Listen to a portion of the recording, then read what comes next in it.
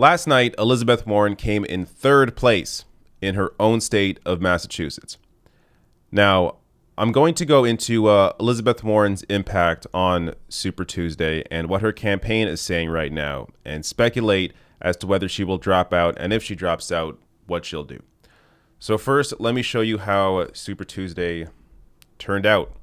So right now, all the delegates haven't been awarded yet, so that this is a process that still has to go on, especially with California. All the votes there are still being counted. But as it sits right now, Biden's leading with 399 delegates to Bernie's 322. Now, when you go into it, there are a few states here where it's obvious if Warren had done what the centrist wing had done for Joe Biden, if Warren had done that for Bernie Sanders, it would have benefited him in several key states where Sanders lost by a fairly small margin. So looking at Minnesota here, see Biden won with 38.6 to Sanders at 29.9. Warren here, 15.4. So, it's one thing if Warren was performing really well in the first four states, and she had a reason to go on to Super Tuesday, but she didn't. She actually should have considered dropping out after Iowa when it was clear that even Pete Buttigieg was beating her. But she stayed in the race, netted 15 percentage points here. A lot of that could have gone to Sanders, and he would have taken over Biden in Minnesota. But now we get down to some obvious ones. Massachusetts. Joe Biden was not expected to win Massachusetts, yet he won the state with 33.7% of the vote, Sanders at 26.6%, and Warren here at 21.2%. She comes in third place in her own state. If she had dropped out and backed Sanders before Super Tuesday, there is no doubt, I think, in anyone's mind that Sanders would have taken Massachusetts. Texas, another important state. Biden wins it with 33.6%, Sanders at 30.1%. Warren, not even viable for delegates, here at 11.6%. Again, we're talking about a 3% difference here between Biden and Bernie. I'm sure Sanders would have picked up at least 3% out of that 11% here and could have overtaken Biden in Texas. Then you see that Bernie wins here in Vermont, Colorado, Utah, California. But again, I don't know. I don't want to speculate too much, but a lot of this vote could have gone to Sanders and potentially helped him in terms of delegates and maybe even suppress some of the vote from Joe Biden or to Joe Biden. This one here, another one. Maine. Biden, 34%. Sanders, 33%. Warren, 15.9%. You know, if Warren had dropped out and backed Sanders, at least a few of those percentage points would have gone to Bernie Sanders here. Now, to be super fair, Bloomberg was also cutting into Biden's vote during this race as well. But in a state with like Massachusetts, for example, where he only got 11%, that 21% that Warren took made the bigger difference than Bloomberg's impact on Joe Biden.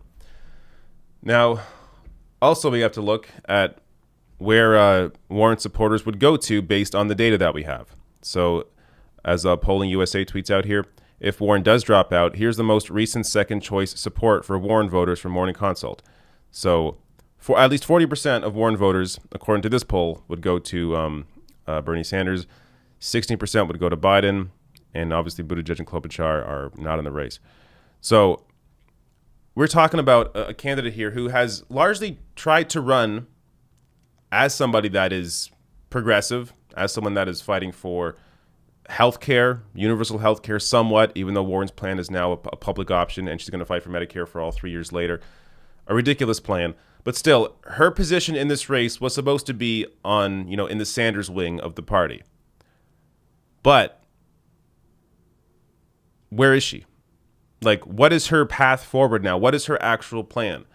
So first, let me show you MSNBC speculating about Warren's path forward at this point. Who's running a distant, sort of in the distant tiers, Elizabeth Warren, who defenestrated Michael Bloomberg in debate 1 and debate 2. I mean, I think sort of single-handedly. Eviscerated. But Sam, I'm curious what you think of her path forward. I don't think there is one, really. I mean, there's going to be a lot of pressure on her from the Sanders camp, I think. Right. I think so. But I mean, I think really the question is, does she want Joe Biden to be president? Right. She has written very strongly, forcefully. She has spoken forcefully about Joe Biden's role in the bankruptcy bill. In many ways, that was her origin story in terms of getting into politics.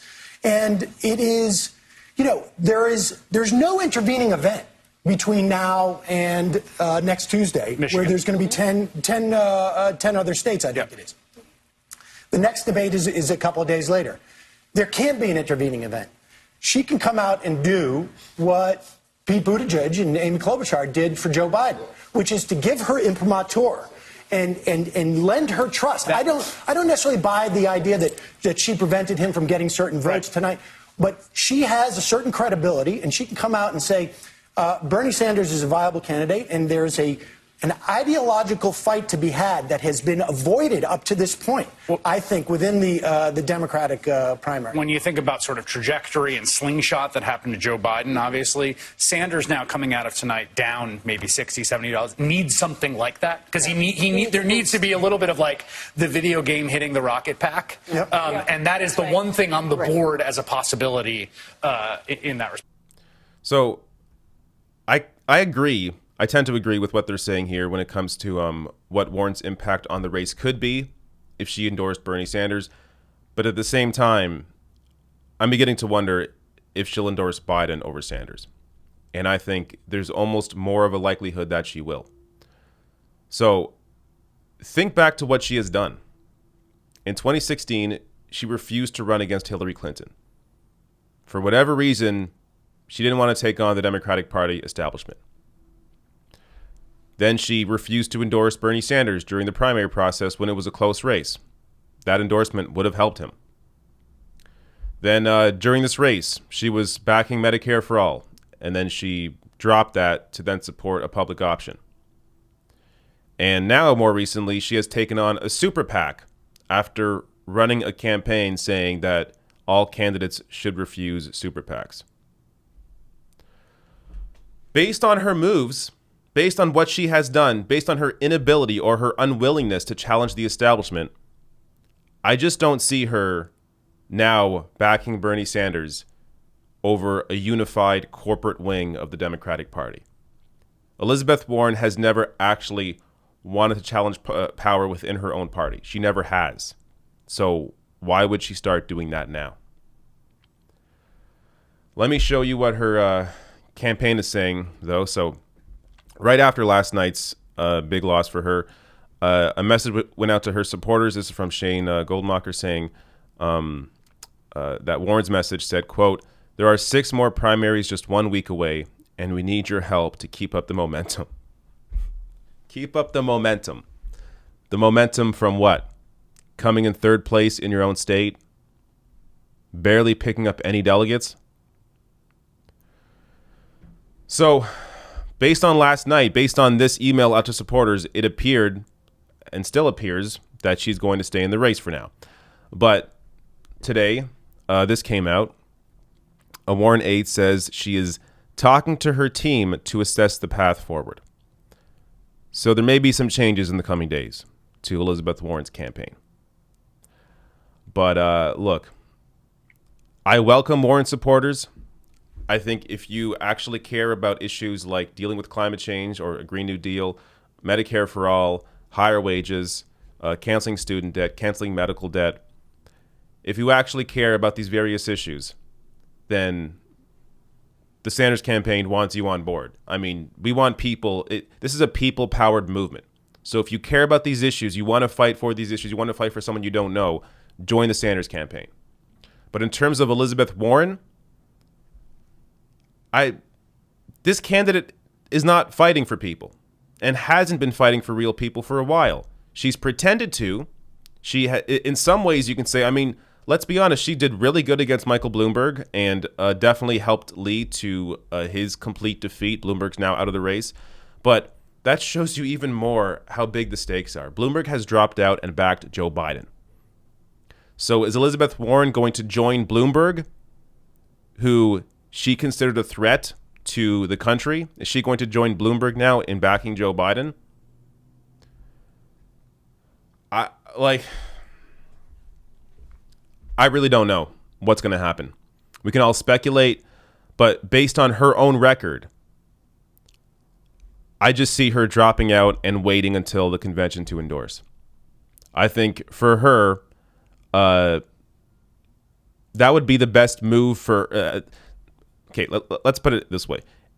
I don't think it would be the best move for her, but I think that she thinks it would be the best move for her to drop out and not endorse anybody.